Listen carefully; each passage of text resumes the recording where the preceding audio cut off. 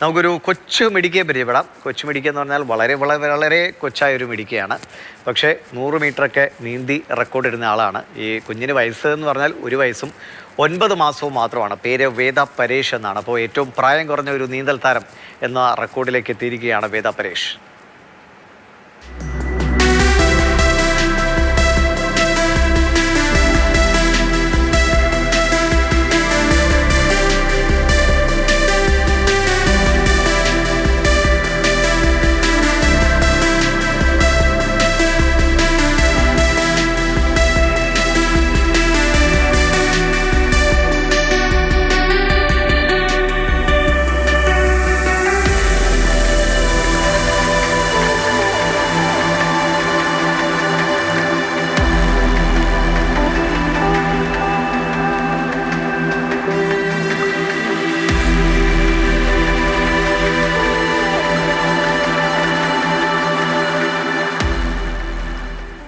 ദൃശ്യങ്ങൾ കാണുമ്പോൾ നമുക്ക് ചെറിയൊരു ഭയമൊക്കെ തോന്നും. പക്ഷേ നമുക്കറിയാം ഇപ്പോൾ നീന്തലിൻ്റെ കൃത്യമായിട്ട് ഇപ്പോൾ അമ്മയായിരിക്കണം കൂടെ നിൽക്കുന്നതെന്ന് തോന്നുന്നു. അവർ നീന്തൽ താരമായിരിക്കും. അപ്പോൾ അവർക്കറിയാം എങ്ങനെയാണ് ഇതിൻ്റെ ഒരു അപകടകരമായ സാഹചര്യം, എങ്ങനെയാണ് സേഫ് ഒരു ലെവൽ എങ്ങനെയാണെന്നൊക്കെ അവർക്കറിയാം. അതുകൊണ്ട് അവർക്ക് പേടിക്കേണ്ട ആവശ്യമില്ല.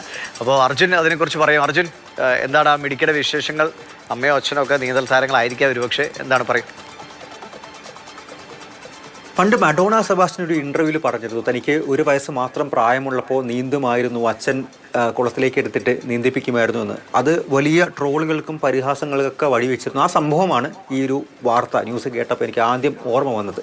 ഈ കൊച്ചുമിടിക്ക് 1 വയസ്സും 9 മാസവും മാത്രമാണ് പ്രായമുള്ളത്. മഹാരാഷ്ട്രയിലെ രത്നഗിരി സ്വദേശിയാണ് വേദ പർവേഷ് സർഫരെ എന്ന് പറയുന്ന ഈ കൊച്ചുമിടുക്കി. നവംബർ 25-ാം തീയതിയാണ് ആ കുടുംബത്തിന് ഇന്ത്യ ബുക്ക് ഓഫ് റെക്കോർഡ്സിൻ്റെ ഔദ്യോഗിക മെയിൽ വന്നത്. ഈ റെക്കോർഡ് ഔദ്യോഗികമായി തന്നെ റെക്കഗ്നൈസ് ചെയ്തു എന്നുള്ള കാര്യം. 100 മീറ്റർ നീന്തി തീർത്തത് വെറും 10 മിനിറ്റും 8 സെക്കൻഡും കൊണ്ടാണ്. അതും രത്നഗിരിയിലെ തന്നെ മുനിസിപ്പൽ സ്വിമ്മിംഗ് പൂളിൽ വെച്ചാണ് ഈ റെക്കോർഡ് ഈ കൊച്ചുമിടുക്കി സ്വന്തമാക്കിയെടുത്തത്. 100 മീറ്റർ നീന്തി പൂർത്തിയാക്കാൻ പറ്റുന്ന ഏറ്റവും പ്രായം കുറഞ്ഞ വ്യക്തി എന്നുള്ള ഒരു റെക്കോർഡാണ്. 25 മീറ്റർ നീളമുള്ള പൂളാണ്. അതിൽ 4 ലാപ്പായിട്ടാണ് ഈ കുട്ടി നീന്തിയത്. 10 മിനിറ്റും 8 സെക്കൻഡും എടുത്തുകൊണ്ട്.